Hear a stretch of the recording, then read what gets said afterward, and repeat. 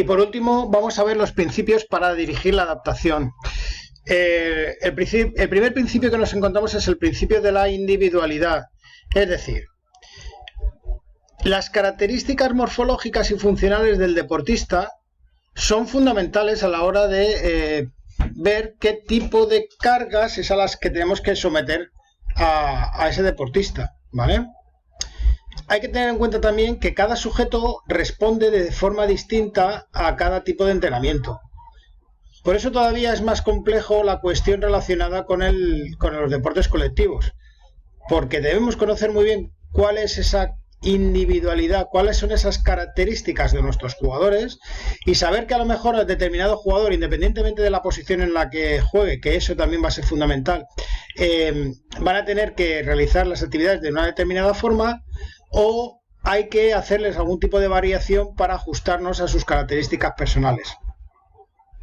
Aplicar planes de entrenamiento individualizados en la parte principal de la sesión o haciendo grupos homogéneos que les produzca efectos similares va a ser una cuestión evidentemente fundamental.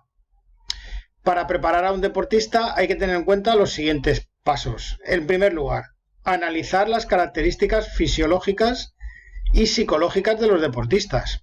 A ver, por ejemplo, si yo quiero que un deportista, que una persona mejore su resistencia aeróbica y esa persona odia correr, y yo sé que si le someto a cargas relacionadas con la carrera va a hacer una, va a hacer dos, pero al tercer día ya no va a querer ir, pues entonces tendré que adaptarlo y trabajar la resistencia aeróbica con otro tipo de actividad. A lo mejor le gusta la bicicleta, a lo mejor le gusta el aeróbic, ¿vale? Adaptamos a la individualización de la tarea. Además, debemos de tener en cuenta, pues por un lado, las características individuales del sujeto: edad, sexo, años de entrenamiento, tipo de constitución. Todo eso va a ser determinante a la hora de planificar el tipo de trabajo que tiene que hacer cada uno.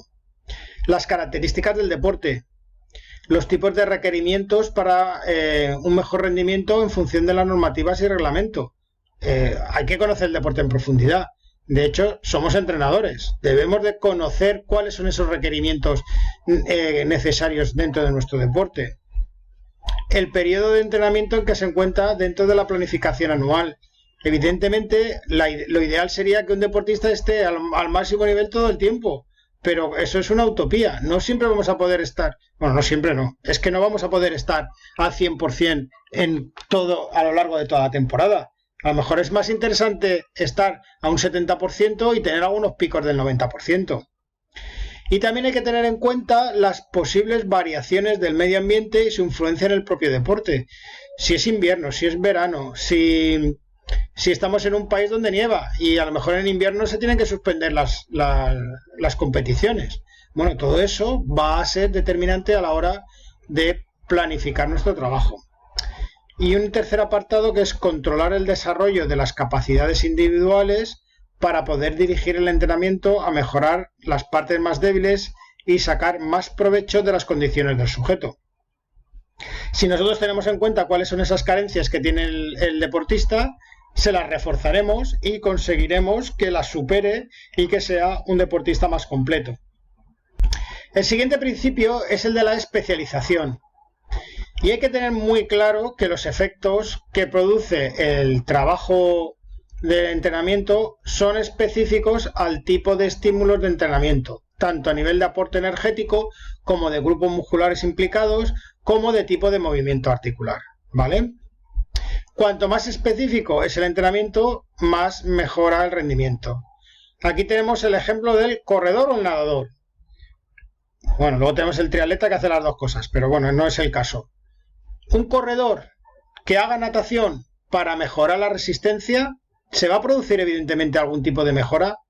Sí, en parámetros muy generales sí, pero ¿tiene algo que ver la carrera con la natación? ¿Tiene el mismo impacto muscular? ¿Tiene el mismo impacto articular?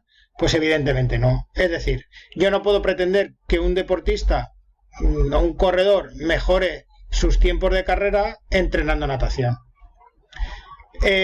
Los deportistas entrenados para resistencia aeróbica pues fundamentalmente, y con algunas muestras, algunas pruebas que se han realizado a nivel científico, obtienen su mayor consumo de oxígeno, su VO2 max, realizando su propia actividad deportiva, que cuando utiliza otra actividad deportiva de resistencia aeróbica, ¿vale? Si nos sirve un poco de ejemplo lo que os estaba comentando. O sea, yo no puedo pretender que un deportista de fondo mejore su V2 max si es ciclista, pues corriendo, por ejemplo, ¿vale? Luego es muy importante, y eso ya lo hemos visto en temas en puntos anteriores, es evitar la especialización prematura, ¿vale?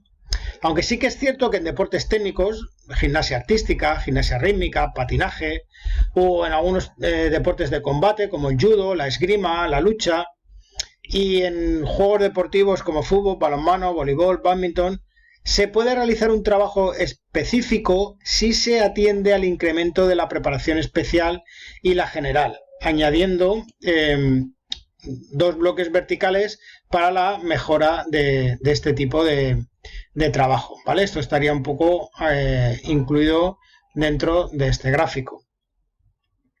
¿Y cómo funcionaría esto? Pues en el primer bloque se debe trabajar elementos de aprendizaje y coordinación técnica, y en el segundo un fuerte incremento de los procesos energéticos y del organismo. Como veis, pues se intenta un poco trabajar esa doble vertiente, tanto por un lado a nivel técnico como por el otro a nivel fisiológico. Es decir, hay que mejorar la calidad a la vez que se incrementa el volumen global de entrenamiento.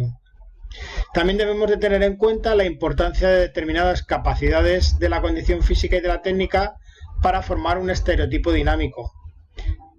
Por ejemplo, para competir a alto nivel necesitamos que una acción técnica, volvemos a nuestro deporte, al fútbol, se realice a la máxima velocidad posible. Evidentemente hay una capacidad coordinativa en base a una capacidad física. Si queremos desarrollar diferentes gestos técnicos concretos, hay que trabajarlos en relación al elemento principal. Si se mejoran aspectos concretos de tipo coordinativo, hay que integrarlos con la globalidad funcional y estructural.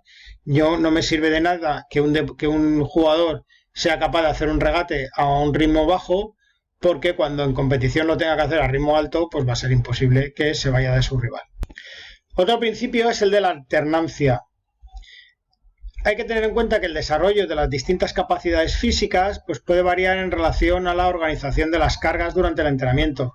O, por ejemplo, en deportes que necesitan resistencia aeróbica y anaeróbica, como sistemas energéticos necesarios para un buen rendimiento, la resistencia anaeróbica se va a desarrollar sobre una amplia base de aeróbica. Es decir, primero trabajo la resistencia base aeróbica, y en base a ello luego iré construyendo una resistencia anaeróbica. En deportes que necesitan velocidad de reacción, velocidad de movimientos y fuerza-resistencia a nivel local, se trabajarán en la fase de construcción de forma aislada para pasar luego posteriormente a unificarlo todos. O sea, por un lado trabajo la velocidad de reacción, por otro lado trabajo la velocidad de movimientos, por otro lado trabajo la fuerza-resistencia local y luego los uno todos para conseguir el objetivo que yo quiero.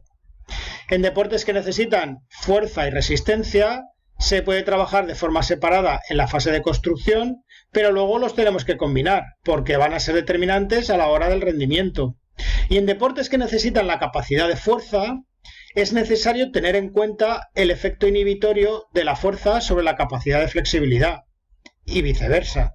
Con lo cual debemos de manejar muy bien estos dos patrones, primero para que la fuerza se dé de manera evidente y se vaya mejorando, pero también para que a partir de esa capacidad de flexibilidad el deportista no sufra determinadas lesiones. Principio de la modelación. ¿Qué entendemos por modelación?